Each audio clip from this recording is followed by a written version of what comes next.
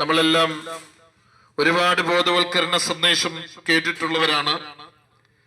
പക്ഷേ ഇന്നും അബോധവൽക്കരണ സന്ദേശം കേട്ടിട്ട് യാതൊരു മാറ്റവും വരാതെ ആയിരിക്കുന്ന സാഹചര്യങ്ങൾ ഇന്ന് നമ്മുടെ സമൂഹത്തിൽ കാണുവാൻ കഴിയും.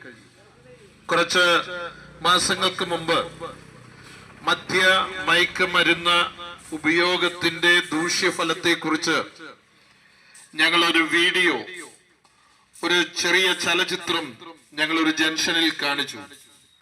അപ്പൊ എനിക്ക് വളരെ അടുത്ത് പരിചയമുള്ള ഒരു വ്യക്തി, അദ്ദേഹം മദ്യപാനത്തിന് അടിമപ്പെട്ട ഒരു വ്യക്തിയാണ്.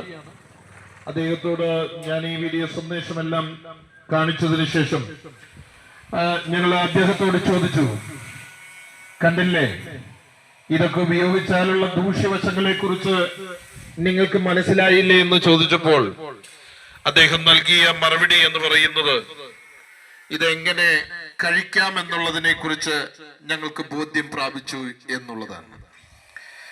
അപ്പൊ എത്രയെത്ര ബോധവൽക്കരണ സന്ദേശങ്ങൾ നമ്മൾ കേട്ടെന്ന് പറഞ്ഞാലും ജനം യഥാർത്ഥമായ സുബോധത്തിലേക്ക് എത്തിച്ചേരുന്നില്ല എന്നുള്ളത് വളരെ വേദനാജനകമായ കാര്യമാണ്.